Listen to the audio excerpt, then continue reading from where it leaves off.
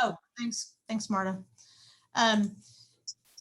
So as a couple of people also are on the board that are on this call, but my role on the board is to lead the Student Success Committee. And I think that it's an incredible responsibility, and I do not certainly do this alone. We have a whole committee of people that help us. Some of those are on the call as well. Everything from being your first contact in our organization through the coordinators, and some of them are on, to people that are important that help all the time. Our one paid employee for Hendrick Foundation, Marta Lilly. You probably have already heard from her and with just the initial paperwork. But then we also have members that help us in a number of different ways with workshops, and Stephanie Hirsch helps with a number of things and is kind of one of the three leaders, really. I don't lead just on my own. So I appreciate the time. We're going to try to make good use of your time tonight and just get some information to you. And then, you know, one of the things we're trying to do is kind of highlight the Hendrick Scholarship Foundation and what we do for kids. And we know that we couldn't do it without the coach. And so we're maybe looking at trying to bring in some of you possibly to help us as we represent the program in a number of different ways, including social media, about how important the coach's role is. So Stephanie is going to do the bulk of this training. Steph, do you want to roll the slides next? And I can't remember. Yeah. Okay. So I'm this part. I'm the introduce, and Stephanie, who has been an outstanding coach and an outstanding coordinator, and now just helps out like with special projects on our SSC, is going to take the bulk of the actual training tonight. So, but I hope I have introduced most everybody that I see on my screen. If you want to unmute your name and what you do, and if you are a coach, if you'll tell us who you coach, and we can just go in any order. Don't be shy, Amelia. Karen, do you want everybody to do something? Okay, then we'll. Yeah, I'll just start calling on people then, so we can keep it moving. Perfect, Stephanie Hirsch, keep it moving. All right, so Chris Smith. Yes.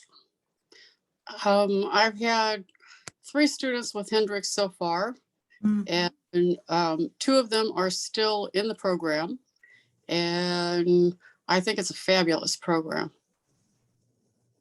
Looking forward to working with another student. Chris. We appreciate you. Chris. All right, John, you're next. John Caldwell. Yeah, I've been a coach for about 4 years, and you have highs and lows, and your job is to keep with your student, and your job is to keep their spirits up and to remind them that you did well in high school, so you should be able to do well in college. Now, I noticed in the presentation, our average student takes 5.5 years to finish the program. With the new incentive on our payment, hopefully that'll go down a little bit. All right, Judy, you're next. Hey y'all, I'm Judy Grace, and I coordinate the health cohort. I have nurses, respiratory therapists, ultrasound people, dental hygienists, all kinds of health related majors in our group. It's a very diverse crowd. And I've pinch hitted to be a coach on occasion, but I have not done what you're doing. And I appreciate that you've made that commitment. All right, Kathy Witcher. I'm Kathy Witcher, and I coordinate the liberal arts students. So it's the kids who really, we don't have a category for. So we have criminal justice, we have journalists, we have graphic artists, all kinds of things. All right, Parita Patel. Hi there. This is Parita. Sorry, I can't be on video at the moment, but driving. Real quick, just, yeah, this is my second time coaching. I had a student that graduated last year, and now I have a new freshman student that I'm looking forward to working with. Isabella Menchoa, I believe is her name, or if I got her last name right. So thank you. All right, Andy Rosenfield, your name? Hello, I'm Andy. I am the coordinator for the freshmen for the new students for this year. It's something new that we're trying to keep them all together. And I have coached a couple of kids. I've been with Hendrick for about 4 or 5 years. So Andrew, you're next on my list. There we go. Hi, my name's Andrew Hall. I stepped in to cover the engineering and computer science coordinator position as Stephanie's moving on to greater roles with Hendrick. So I'm here as the in-between, and also to provide as much support to coaches as I can. So. Great, Daphne Voltaire.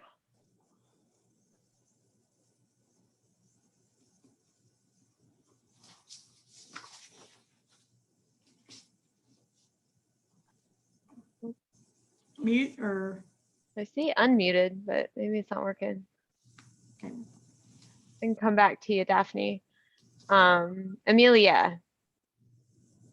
Hi, everyone. I'm Amelia Ahmed. I have 2 students, Giselle Arroyo, who's doing her student teaching and should graduate in December, and I have Sofia Montero, who should be graduating next spring, maybe. So I'm very happy to be their coach, and I'm looking forward to working with you all. Gary Hello, Evans. I'm Gary Evans. I'm the coordinator for our education students, and I also help out with coaching. Hal, you're next. Yeah, hi, I'm Hal Kurkowski. Retired a couple of years ago from a career in semiconductors. So my background's electrical engineering, and I've enjoyed, I have 2, one finishing up. Miguel Gutierrez is hopefully going to graduate in December with his degree in electrical engineering. So that's been kind of neat to work with him. And then I got a new student, Daniel Camaro, mechanical engineer, and he's just on his way in. He starts here in a few weeks at UTD. So it's been fun working with both of these guys, and kind of describing the fun stuff and kind of the not so fun stuff about grinding through a college degree in engineering. All right, Jana Prince. Hi, everyone. Good evening. My name is Jana Prince. I'm still relatively new to coaching. I have one student who is incredible and is working hard to try to find her way. And so I'm excited to be a part of this amazing program as well. Okay. All right, lost my place. Let's see, Lorena. Hi, everyone. My name is Lorena Rodriguez. I am an economics professor at Collin, and I'm a coach. I think this is my 3rd year, maybe 2nd year. I don't know. I have a student. She's amazing. She's gone through so many difficulties, and the goal is clear for her, is to be the first one in her family to graduate from college. And that's what we're working on. Great. I've been in contact with her over the last day too, also, Lorena. Yeah, I just saw her yesterday. She's registering. But she was very shocked on the cost of college. So we're working on that. We're gonna help her. We just have to get those documents. So awesome. Great, Lori. Hi, everyone. I'm Lori Mills. I started with Hendricks as a board member back in January, and have recently started to coach Jalen Laura Romero. She's a recent scholar recipient. So we've been having some really good sessions so far. So looking forward to learning a little bit more about, just some of the guidance that you all give tonight. Nikki. Hi, my name is Nikki Smith. This is my first year coaching, and my student is Erica Augustine, and I believe she's starting her first year at Collins College. Awesome. And let's see, Daphne, let's see if it's working now. Still not hearing you. All right. Well, Daphne, thanks for being on the call. Yeah, absolutely. Appreciate it. Appreciate everybody taking some time with us. So we're just going to go through and really have an overview of what it is, expectations, the key attributes, things that we kind of would like for you to know up front. And then we'll have a little bit of maybe sharing out time and Q&A depending upon our time. We don't want to take more than an hour. We're hoping for about 45 minutes of your time this evening. Sound good? Mm-hmm. I know we appreciate you. Sorry, Stephanie, I stepped ahead of our slide, but this is the list of those that contribute to, and Stephanie conveniently off this slide, but she is a big contributor to our committee. But you'll see Diane Robbins' name a lot. And depending upon what your student is studying, or if they're a first year, because Andy is taking those new kids for us, these are your first contacts, and they're called our coordinators, and they are very knowledgeable people. Mark Miller is just beginning for us in the business IT, but he's been well prepped by our outgoing business IT coordinator. Did I go too far? Yeah. So Stephanie, when do you take over, right here or me? Am I the you got 2 more slides and then I'll okay, thanks, Stephanie. I don't have it next to me because I only have one screen, y'all. All right, so we just want you to know that basically we're looking for your help to guide and support our students through what we call, absolutely, it will be a successful pursuit of their undergraduate degree. And we want to remind them that they went for the scholarship that we're providing because of the program that we are providing to them. And the coach is one of the big differences. If you've ever studied a lot of scholarship awards, the coach is really the biggest difference. We have some others where workshops that you heard John talking about and so on, but coaching to me is the first piece for them to feel connected to the success of their pursuit of that degree. We want you to establish a positive relationship with them. That doesn't mean you're taking them to dinner all the time or helping to buy their books, or, you know, it means that you are there to be their cheerleader and their advocate.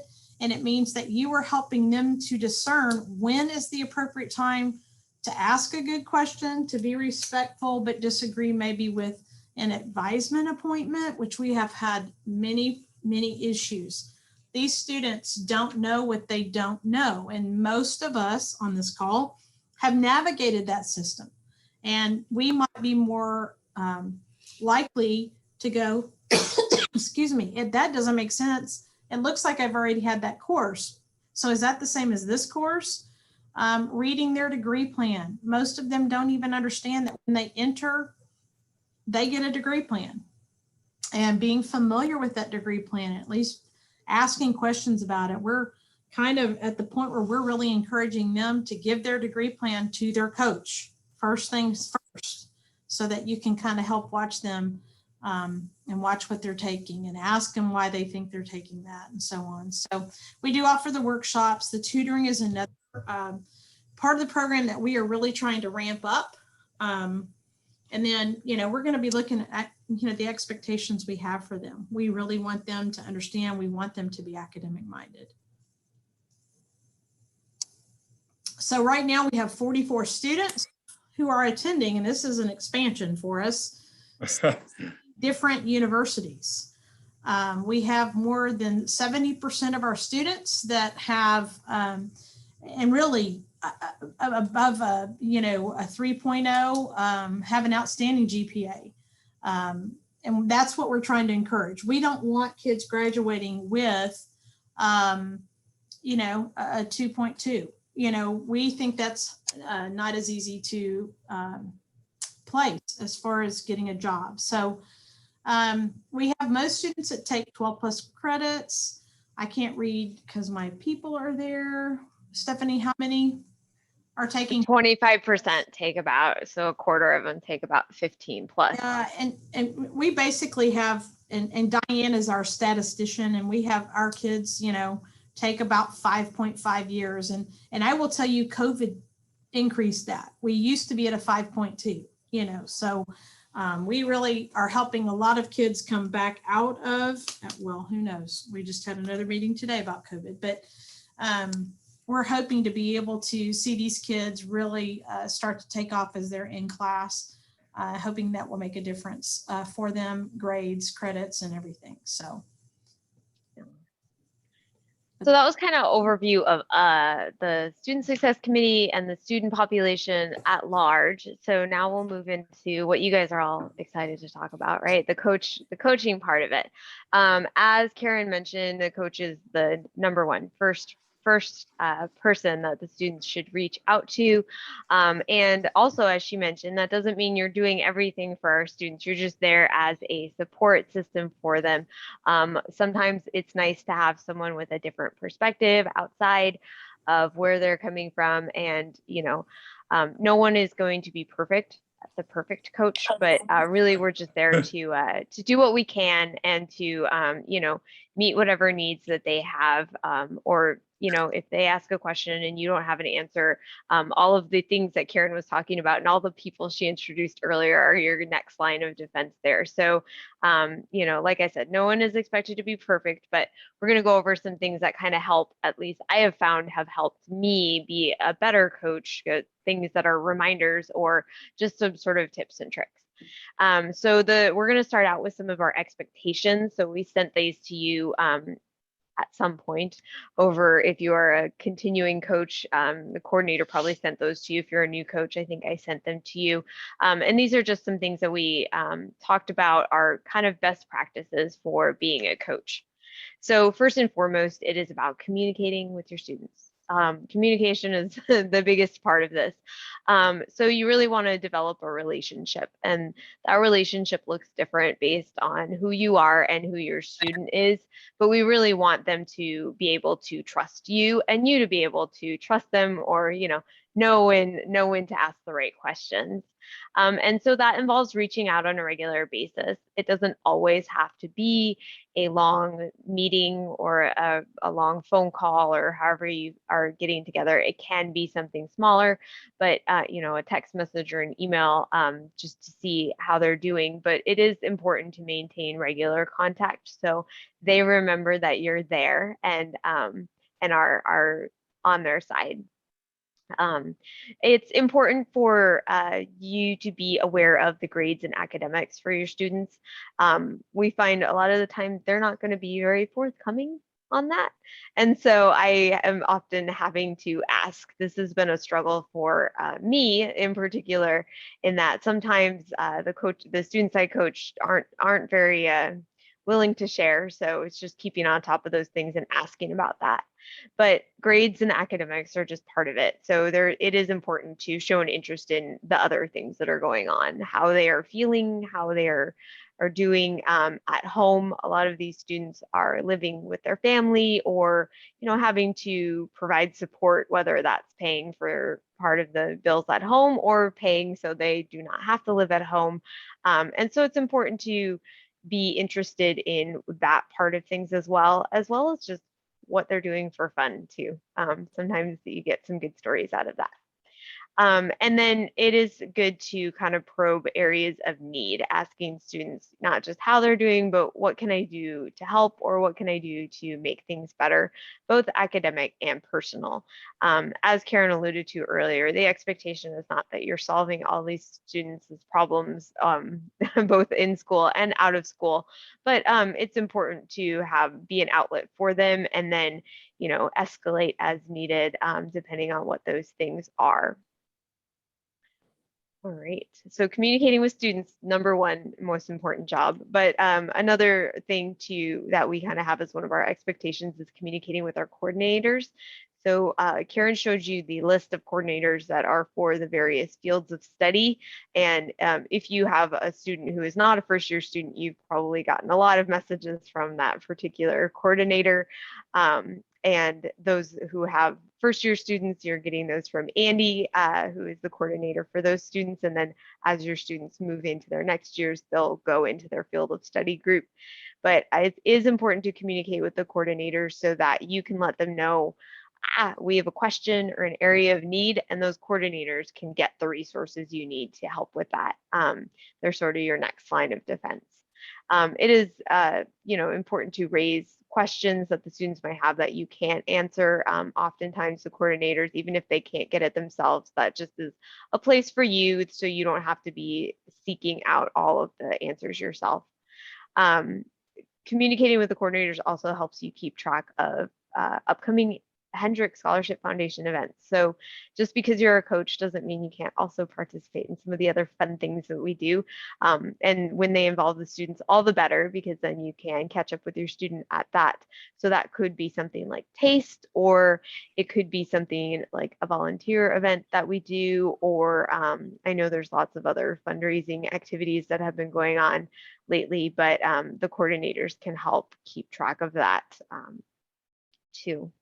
And then, there is sort of an expectation, I think, that when the coordinators communicate with you, you coordinate back with them, just to acknowledge whatever it is that they send you. We try not to over flood people's inboxes or with messages, and really try to communicate the necessary pieces. So it is important to maintain that relationship too, so we know that you're still out there with the students and can do whatever you need to do. Karen, are you texting me? Because it's behind me, and so I don't know that it's. I figured if you need me to stop, just give me a chat. All right. And then we do ask that you attend field of study coach meetings if coordinators choose to host those, as well as any trainings if they have those as well. Those would be, few and far between. Again, we want to make sure that you are using your volunteer time mostly with the students, but that is something that we do hope to have more of, so that we can, learn from each other and really make sure we're meeting the needs of our students. Stephanie, before you run on, I just want to add back to communicating with students. Some of our students are still struggling with prioritizing their necessities of life, and they're going to learn really the hard way that they have to plan ahead for things. But that communication can be planned ahead. If you leave it to random, sometimes I think it'll fall by the wayside. So when you have some type of communication, whether it's by phone or Zoom or if you meet, be sure to set an expectation for your next communication. Like, for example, please text me after your midterm and let me know how you did. And then you put something on your calendar that if you haven't heard from them and you know when the midterm is, you can shoot them a quick message and say, how's it going? So that's functionally, again, some students are not real good with that communication, but you can drive that a little bit. Yeah, that's a good suggestion for kind of a best practice. Great. And then the last little expectation we wanted to remind folks of is we do have a student review every semester at the end of the semester. And so there is a little bit of extra that you have to do at the end of each semester to help facilitate that review. So that involves completing a survey. It's a relatively short survey, but we like to make sure that we're getting input from your perspective and input from the student's perspective at the end of that semester, just to see how things went. So that is one thing we do ask you to do. We also encourage you to, or would like you to help encourage students to complete their documentation. When those student reviews come, you'll be copied on everything that they get sent from Diane or the coordinators. And we are asking them for things like their transcript and their upcoming tuition for the next semester.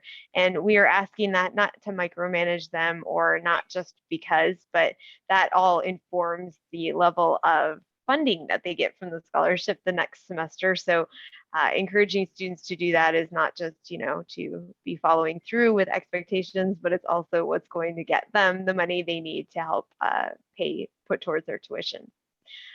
We do ask that coaches, as much as possible, attend the student review at the end of each semester. The past few semesters, we've been doing them on Zoom, which has helped a lot of coaches be able to do that. And so that's definitely an option. In the past, we had done them in person too, but now that we have all these flexible options, we can make sure that you can attend based on your schedule as well. I have found that attending those is a lot of fun, both as a coordinator and a coach, because you really get to see the student show off a little bit to another member of the SSC and talk about themselves. And it's a good opportunity to do the last bullet there. We sort of make an action plan together. These are things I'm going to work on next semester. These are my goals for the upcoming school year. And it's a good opportunity to have that conversation in a more formal setting, and then, get some of those notes down. So that's one of the only scheduled things that we do ask coaches to participate in, apart from working with their students. It's that end of semester, and there will be lots of communication about that. So there's no need to pencil that in quite yet, but usually it happens at the beginning of January and the beginning of June each year. And folks, the students are asked to schedule with you when those Zoom meetings will be. We give them a schedule of options, and then they're supposed to coordinate with you before they tell us when they want to have their meeting. And I found that doesn't always happen. So that it's going to happen in January and June. So keep that in mind. One thing that I'd like to mention is as a matter of safety, and ethics, we like to have at least two other people on the Zoom call besides the student. So we really are kind of counting on you to step in and help us to be good cheerleaders for the students at that time. Mm-hmm. Yeah. All right. So now we're going to move on to the sort of more soft skills part of things. So we're going to talk about some attributes of successful coaches. And while we are talking about this portion, I encourage current coaches to pipe in with any suggestions they have as well, or any stories they might be able to share from their experiences and kind of lessons learned that have helped them become more successful coaches, because I know we have some very good coaches on this call right now. All right, so first and foremost, I find that asking questions, that being curious, that's one of the best things that you can do as a coach. A lot of the students aren't necessarily used to opening up about themselves, or they just, they're at that age where they're not going to be talking about everything you might need them to be talking about. So it's really just making sure to continually ask questions, and whether that is, like I said earlier, how they're doing, or really specific, how did that exam go, or what can I do to help, what sort of tutoring do you think you're going to need this semester, those sort of things. Just continually asking questions, even when they say everything is okay. Continuing to be curious will so help the conversation along. Another thing that we definitely is an attribute of a successful coach is actively listening. I have had several times where the student calls in a panic, or something's going on, and they just really need someone to listen. More often than not, when that happens, there's not a giant action item out of it. They really just needed someone to listen and hear them, and hear what they're going through, and be able to empathize with that as they are sharing their story. So we definitely encourage a lot of listening. Sometimes it is tempting to think, well, I am in this coach role, and so my job is to coach. And so, it has a tendency to turn into a preaching session, or that sort of relationship. And we definitely want you to share with your students, share your experiences and coach them, because that is the job description, but also just to be there and to be able to listen, if nothing else. Definitely need to stay positive. A lot of the times when things go bad, sometimes students will take it a little too seriously or shut down. And so it is important to stay positive, have high expectations for your students, but also to be encouraging and staying positive and thinking about what is the next step to help get us back on track, or what can we do to help solve that? There will be things that you won't be able to get a solution for, things that happen in their lives, but making sure that the students are keeping their eye on the prize and maintaining a positive attitude about what they can do. As Karen mentioned earlier, a lot of these students are not always the best students or have succeeded all the time at high school. And as we all know, college is a lot harder than high school. So those of you who are coaching some of our first year students, they may experience grades they don't like the first semester. So it's important to not let them, just be despondent about that, but also to talk about what can we do to make things better. Now, this semester didn't go well. How can we make next semester better? So. All right. Another one is modeling expectations. I know we talk about this with kids a lot, but if you expect the student to respond to you in a timely manner, you need to respond to your students in a timely manner. Similar with communicating with the coaches or communicating with school, we have the opportunity to be a role model for these students as they are sort of developing themselves into adulthood here. So being a good role model for them and modeling your expectations for them will go a long way on both the sides of both of you. Great. And be persistent. This again comes back to that asking questions. If they don't reply the first time, you might need to reach out again, or using a different method just to make sure you get a response. Sometimes they will want to shut down, and it does require us to think creatively to get some responses or be able to connect with them. And if you are not finding any responses via any method you have, this is an opportunity for you to talk to the coordinator and bring in Karen, and we can help you with those non-responsive students, but it does require some persistence on your part as well. And then last but not least, the key attribute is to really celebrate successes. A lot of our students have good things happen and they share those with you, and it is important to celebrate those as much as possible. And that can be just a congratulations or I'm really proud of you, but it's important to definitely acknowledge those, particularly with the group of students that we're working with and the type of relationship we're wanting to convey. That celebrating successes can be just from you, and it can be sharing with the coordinators, because as a coordinator, I know there's nothing more I love than to, hear about something great that the students that did and be able to share that with the rest of the committee, who can share it with the board. And we all really like to be involved with celebrating the successes of our students. Karen, yep. Stephanie, so with the celebrating successes, we had the graduation party, about 2 months ago? So that was fun. And all the graduates got to talk about where they're going, how they're going to be gainfully employed. Yeah, absolutely. Absolutely.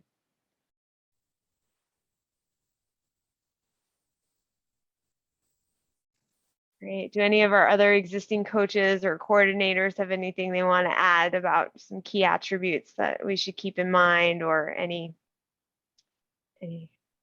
examples of any of these things? I was just thinking that, when you said ask questions, it's hard not to be parental when you're asking questions sometimes. And you want to avoid that. So open-ended questions, call. It could be, what's the hardest thing what do you find to be the hardest thing about this semester? What do you feel really good about, your A&P class? Those kinds of things really open the door a little bit to further conversation. And it's not just a yes or no answer. And those of us who are parents have survived, those teenage years when we definitely have that kind of problem with, asking parental type questions. So just be mindful of that when you're interacting. Yeah, Judith, I you're agree with lucky. My grandson had a grandson last year. And so being a parent is like being a kid. Being a great-great-grandfather is like, I learn as much from them as they learn from me. And I think that's important. I'm being kind of jokeful about it, but I think it's important when you learn something from a student that you let them know that they're teaching you too. It makes them feel good. It makes them, want to go to school. Excellent. That's a great example. Yeah. Yeah, and another thing that I wanted to say with my experience, sometimes you do need to have small talk before you get into academics with them. So that's when they would open up. So it's like, just ask them about what their daily life is going on. Do they have any friends? How their roommates are? What did they have for dinner or lunch? Simple questions like that also makes them open up and talk about what their actual issue is.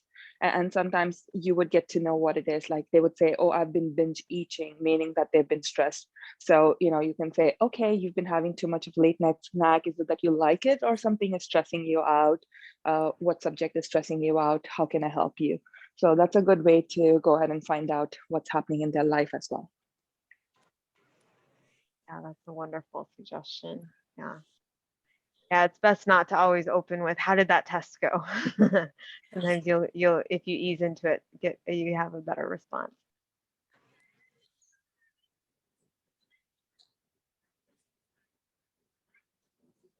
All right. Well, we'll have some more time, but I have a couple other things we wanted to share about some resources or some kind of tips there. So we have a amazing group of scholars, and as Jay was saying, we learn things from them every day, and our incoming group as well. We're really excited from them, or for them and their dreams and goals that they have going on. But they also have a lot of pressures that are coming in from all sides, and so we wanted to highlight some of those or some things to keep in mind as you are working with your students who maybe come from different backgrounds from you and have different needs or different pressures happening both at school and at home. So some pressures from school that we see frequently are struggling in a class, sometimes not making it to class. That could be because they signed up for classes that really don't match their schedule. Some of those early morning classes, I know I'm sure no one here can attest to sleeping through a class, but those are all a couple things to note, as well as the need for tutoring.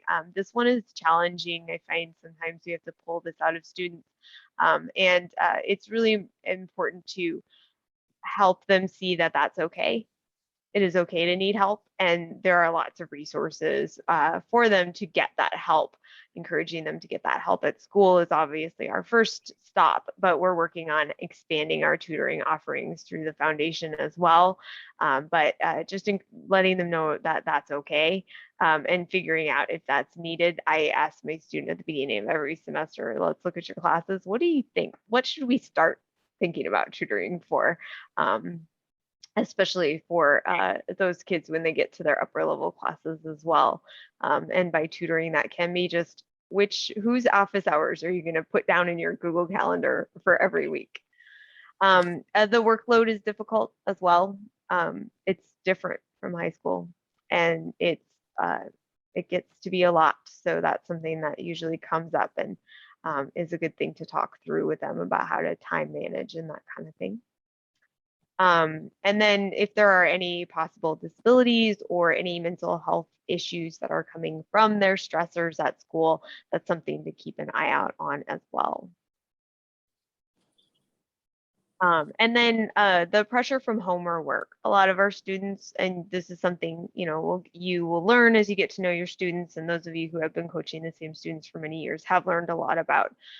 There's a lot of our students have pressure from home, either they're living at home and contributing to home, or there are just, you know, that's coming wherever they're at. There is an expectation from home, as well as work. Most of our students work at least part-time. Some of our students are working close to, if not fully full-time, along with going to school. And so they do get a lot of pressure from that. And that has been a topic of conversation a lot with a lot of our coaches and their students, as to how to balance too many hours on the job. How to advocate for less hours or more hours, or how to manage that a little bit better. I guess this slide, I don't like how that's worded, but maybe their family is not necessarily non-supportive, but they don't know how to support them. Oftentimes we have students who are the first in their family to go to college, and that's really cool. And their family is very excited about that, but sometimes they don't know how to support them in that journey.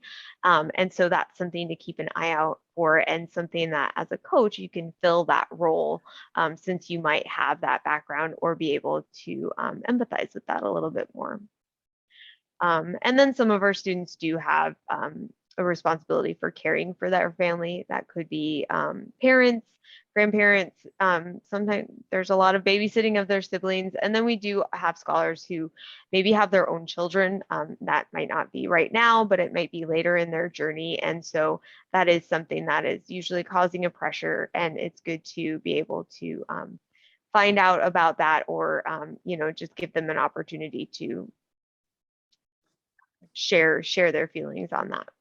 And then sort of go hand in hand with work is oftentimes they're working because they need that, not because they want that. So, you know, just being able to figure out how to navigate that. And one of the key talking points, John alluded to it earlier, is there is a balance between what you put in at school and what you put in at work. And sometimes putting in a little more at school will get you a little more funding from your scholarship. And so helping them work through that is something that we try to do. Again, you don't have to financially plan for them and budget for them, but just being able to give them some high level advice about that is good as well. I'd like to add to that, that as the scholars are moving from high school to college, you know, obviously they're moving into a new box, and now their self-advocacy skills may not be adequate to the situation. In high school, or maybe with your family, they kind of helped you through everything. And now they're the one that has to dial the number and call the billing department. And they have to make the appointment with the advisor. And they have to seek out tutoring at the university, or through us if it's available. And some of them are just not comfortable dialing that number or writing that email or showing up in person. And that's something that has come up over and over with the scholars that I have worked with. And so they delay taking care of business. And you may need to allow them to practice that. You know, who you're going to call and what are you going to say? Do you know what the number is? How do you contact that person? So many things happen at the university level on a time schedule. And if they get in on too late and they don't meet the time schedule, then there's disappointment. So helping them to become self-advocates is really important in here. Yeah. Stephanie, the new student that I have, I want to thank you for him, first of all. Jesus, he's wonderful. And I know he called in this week when he received a note that he got $600 in scholarship money from Hendrick. And he told you guys that he had already paid for his tuition. And I don't know who he talked to, but they said, well, there's other expenses like books. So you should go and see how much your books cost. And I told him to do that immediately if he had that scholarship money coming, because you guys said you would give it to him for books. Now, this is his first year. He's brand new at all of this. And I think he's the first in the family to go. And have you met him? Yes. Yeah. He is I think he's phenomenal. He's so much different, and this isn't to say something negative about the other student, but the other student's family is, I mean, they don't want him to be in school, and he has to fight constantly. And I think he's finishing up by the end of 2022 at UTD. This young man, he doesn't have a car, and his mother has driven him to both our meetings. Wow. He just seems to have a great family. He has a great attitude, and he's very honest. I was so surprised. I couldn't get him all day, and I got him at 10:30 at night. And I went, yoo-hoo, you got a scholarship. And he said, yeah, but I already paid for it. So he's a hard worker too. Yeah. That's the beauty of our new funding model, is that some kids will get more than the value of their tuition, which they can then apply to whatever other bills that they're going to have that are related to school. And for some kids, it's going to be food and lodging, but for some it'll be books and fees. So whatever works, and they're allowed to do that. Yep. Yeah, I was shocked at how expensive books are now. Okay. Yes, indeed. Great story. Yeah. All right. All right. So Stephanie. Yep. Hey, it's Karen. I'm sorry. I am double scheduled. I'm at Popsicles for the principal too. All But I've been right. listening and participating in both. So hey, I just want to say thanks for sharing that, because we are super proud of the young people that we are bringing into Hendrick this year. And you are absolutely right. That is the character that we're looking for. And we're very excited about working with him and the other scholars that we brought in. Yeah. Yeah, definitely. All right. So we wanted to talk about a couple of tools that you can use to help you. I think Judy mentioned earlier about just setting calendar reminders for yourself. That's always a good thing to do. I do that for things, all sorts of things. So it's nice to, reminder to call someone, because I know we get busy, but sometimes even just a text or a quick email is something that's definitely within our power that can make a big difference and open up a bigger conversation. But a couple of other tools, as I mentioned earlier, there was a coach responsibilities document that has been sent to all of you, but I'm going to send it again along with the recording once the recording processes for this tonight back to everyone. And that includes not just those expectations, but it does include some other sort of tips and tricks. And it also includes a template for a communication sort of record you can keep. This is handy at the end of the semester when you fill out your coach survey. We do ask for how many times you communicated with your scholar. So writing this down, I think I found helps keep me accountable a little bit, and also is just really helpful for being able to keep track of how things have changed, because I know we're all busy and can't keep it all in our heads. So this is included on that responsibilities document, or you can create something that works best for you. Usually just sort of a high level. We chatted, found that, a course was dropped. And so just making sure everybody's aware of that. Or we chatted and I found that she aced the test and was really proud, and just kind of having that sort of a method for keeping track of that is usually really helpful. Nobody checks it at the end of the semester, so it's not a homework assignment for you, but I have found that to be helpful. And just noting whether you chatted with a coordinator about it, or whether this was something that was smaller and you didn't need to do that. So that leads me to your second tool, is talking to the coordinators or reaching out to the coordinators when there is something that you have a question on. Coordinators might not have all the answers themselves, but we can find people a little bit more easily, or reach out to someone, or might be able to speak to, oh, another student had this issue, here is how we resolved it, which is really helpful. So be sure to utilize your coordinators as much as possible.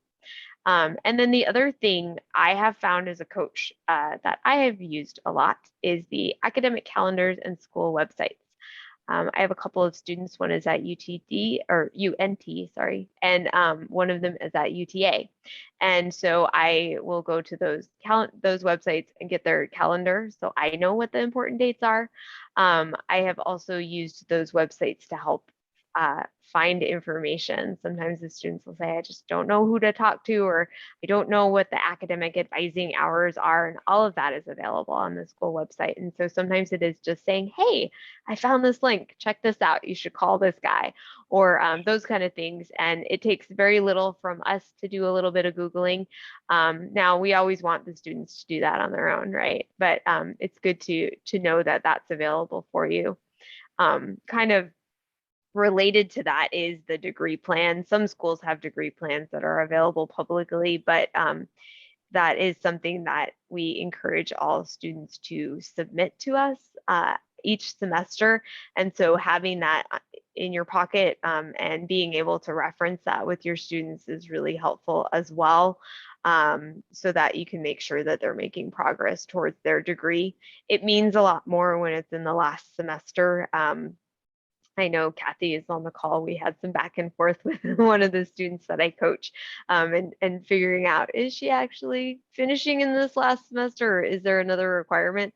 So getting your hands on that early is really helpful as well. And if it's not available via the website, your student, asking your student for the PDF and just making a print out of that and checking things off is a helpful exercise to go through with your students.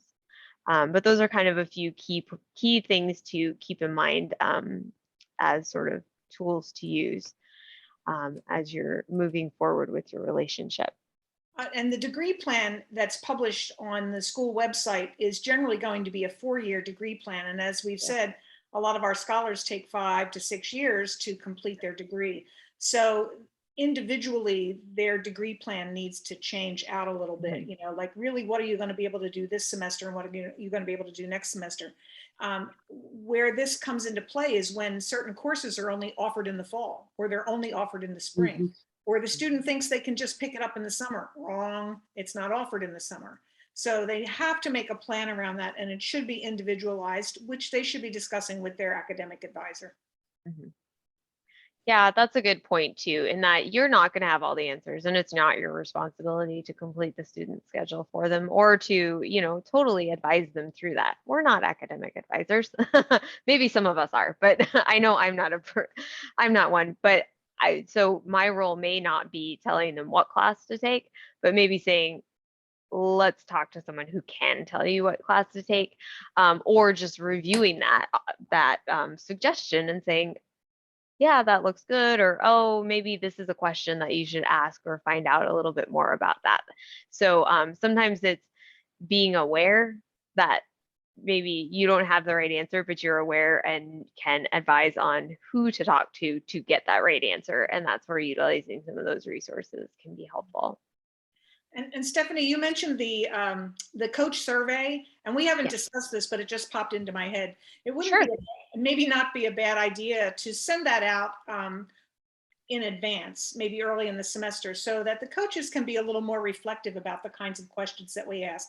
It's not just about how many times have you met with the student. Yes. But we're looking for impressions and a suggestion how things are going. You know, is it going well? Is it not going well?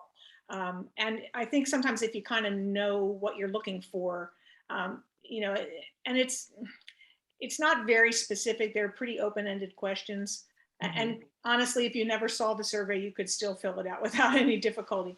But I just think, you know, some people are interested in being a little more reflective about that sort of thing. So maybe that's something we could ask about sending to everybody. Yeah. I'll see, if nothing else, I can see if I can get the questions and pop them in what I send out. Because I think, yeah, it would be a good idea to know what kind of things are they going to ask me, right?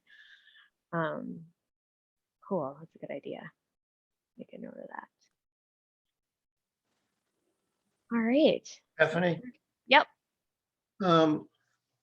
Does Hendrick have any relationship with companies for students in their junior and senior year to work for companies as interns?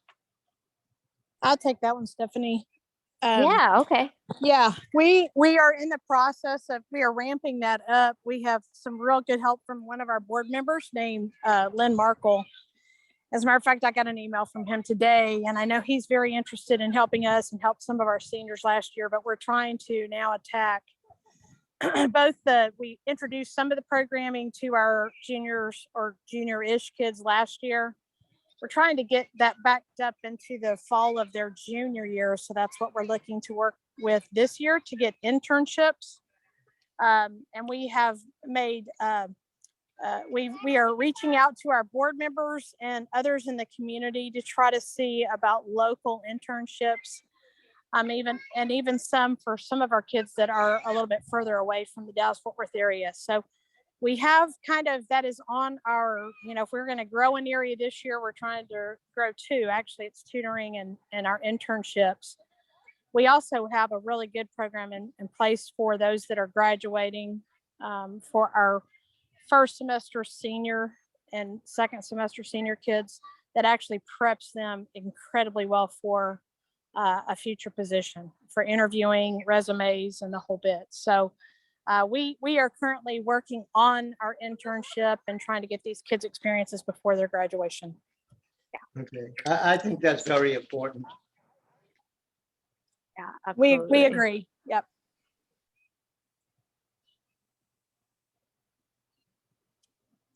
All right. So one other sort of tool that you can have in your back pocket for these students is our workshop program. So we have been working on boosting our workshop program quite a bit over the past year or so to provide students with a variety of workshops that are really going to be beneficial to them.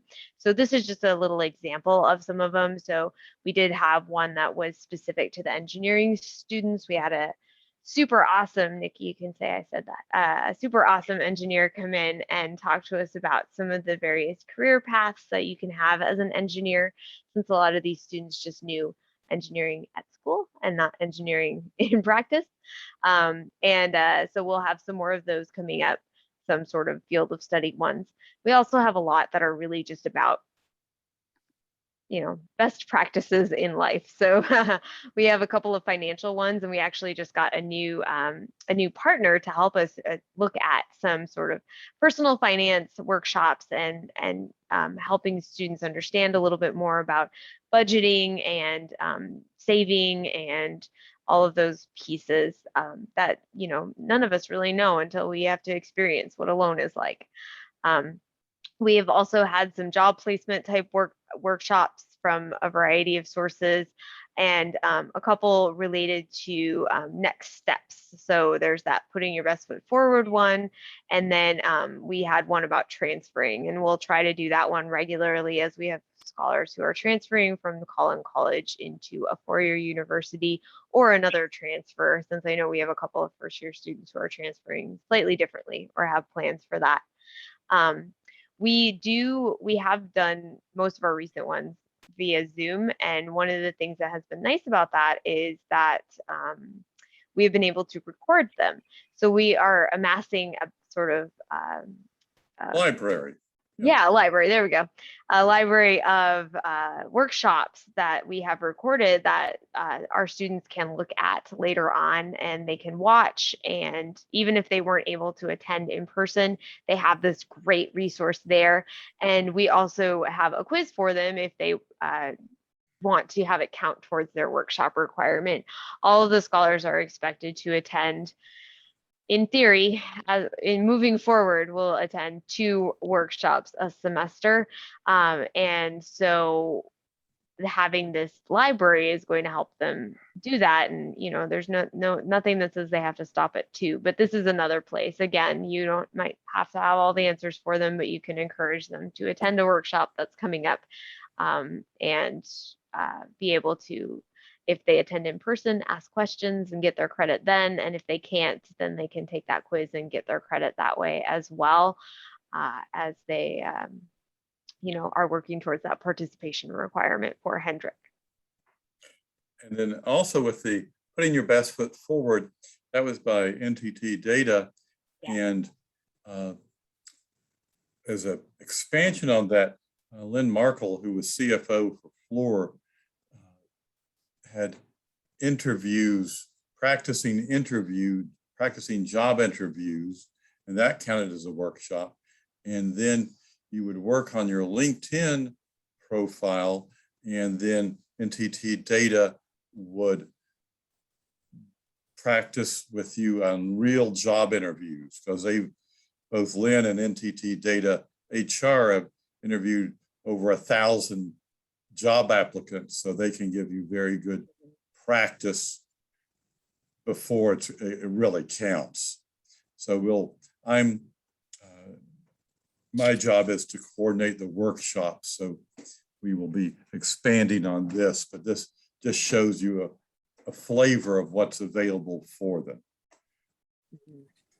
And you've got my email right there if you have questions. Yeah, and this is something that you'll be copied on the communication that we send out to students on that, and that's something that you can ask your coordinators about as well, since the coordinators are all copied on these too. So you can say, hey, are there any upcoming workshops? And we can keep you in the loop there. That can be just a topic of conversation with your student.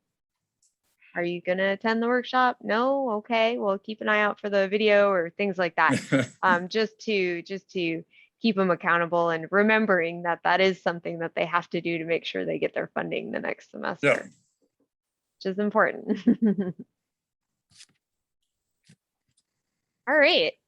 So the last couple of little things I wanted to do, I have slides for them, but we can kind of do them all together. I wanted to have an opportunity for anyone to share anything they weren't able to share yet, as well as ask any questions that they didn't ask earlier.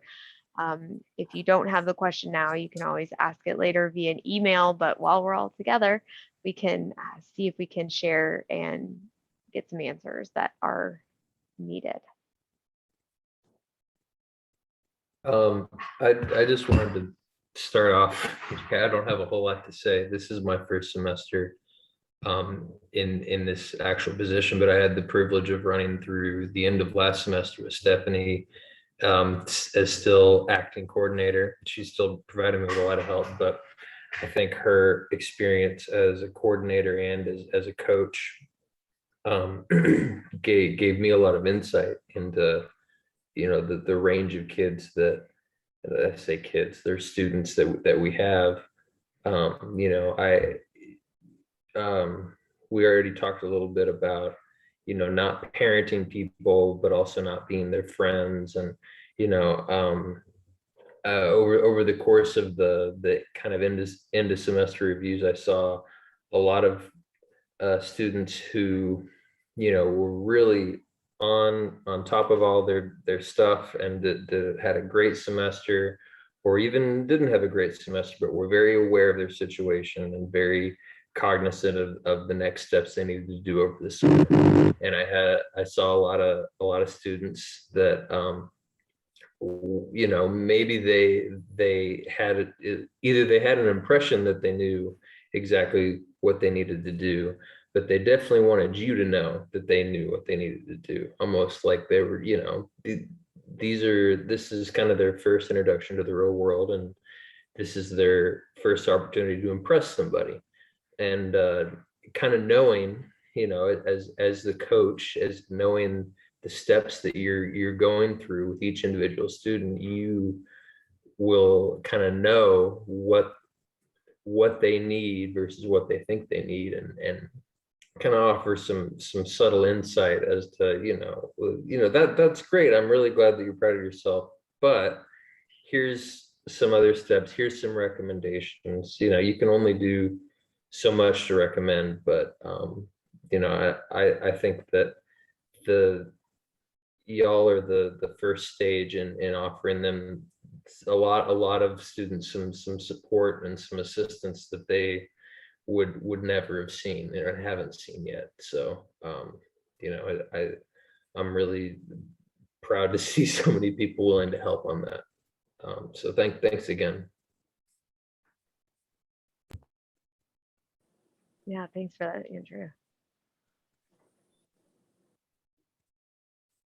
I guess I would say that, you have to be very, enthusiastic and encouraging, but I think you also have to be realistic and sort of practical. I had a guy in the engineering curriculum that was really struggling, in math, and one of the very first the basic engineering class that he took and so on. And I give the guy credit. He pulled out of the dive, but there was a point where, I started talking to him about, okay, we don't want to throw away everything you've done, but we may need to look at a pivot here from, this curriculum to something where we can preserve a lot of what you've already taken and have credit for, but engineering may not be may not be for you, because it's heavy in math, it's heavy in science, and you're really struggling in these math and science courses, and it's only going to, the climb only gets steeper from here. Like I said, in his case, I don't know if that sort of shook him out of the doldrums or where, but he is now, he made the dean's list last semester, which was, was outstanding. But there was a point where we were having a pretty serious discussion about just being realistic, because I didn't want him to just completely throw in the towel and decide, well, college isn't for me. I'm just gonna, call it a day and go do something different. I was trying to keep him, both encouraged, but being realistic about what kind of, where do we go from here, given what I see and what, I think is perhaps, best for you. Yeah, that's a great example to share. And yeah, he is kicking butt right now, but he had to make that decision, right? He had to do that. We can't do it ourselves. I think that brings up another topic that we didn't talk about very much, which was changing degrees. We have a lot of students who like to do that. And that's part of why we have 5.5 years. And sometimes it's necessary and absolutely should be, encouraged to consider those things. And sometimes it's something that they're doing on the fly, but having conversations with them and asking why and what they're looking for, and seeing where they need to go, because sometimes it is necessary. They're not in the right place, and just making sure they're aware of what the implications of that is as well. Is changing it. I myself changed at one point, and there are, sometimes it takes a little longer, and they need to know that, and they don't realize that sometimes when they're making those decisions. But that's a good thing to remember.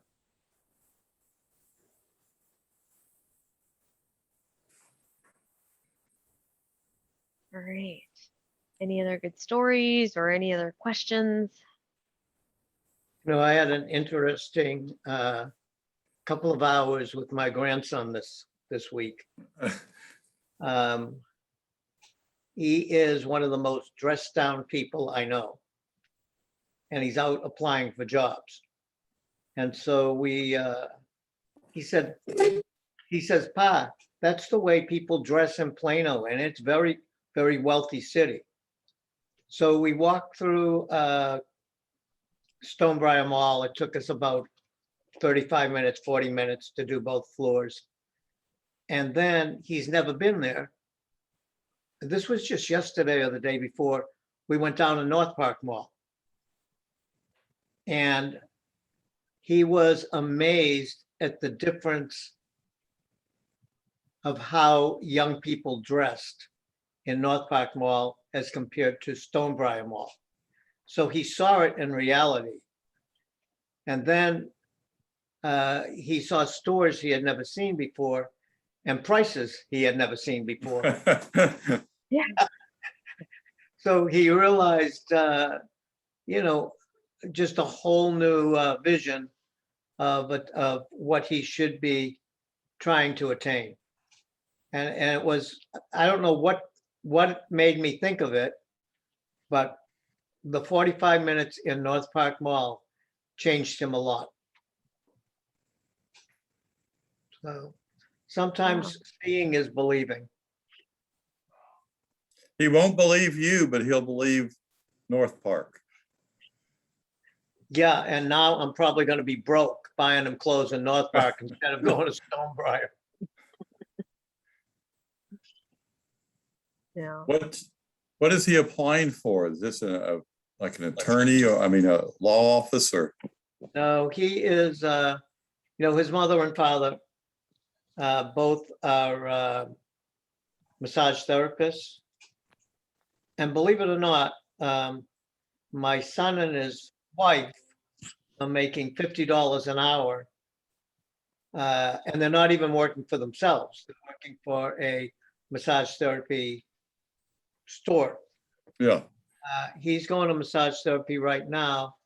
Even if he starts at a place like Massage Envy, he'll start at about $20 an hour, which isn't bad for an 18-year-old. Wow. Yeah, there's things out there that I think sometimes we don't even think of because we're so centered on college. My granddaughter, she got a full ride to UNT, and this is her first semester. She's leaving next week for the dorm. And this is her brother who ran away from home and moved in with his grandfather yet once again. And Yep, one of us is going to You know, kill the other. Yeah. I, Karen. you know, I just want to say, I think that brings us pretty much to the end. And Stephanie, thanks for doing an excellent job.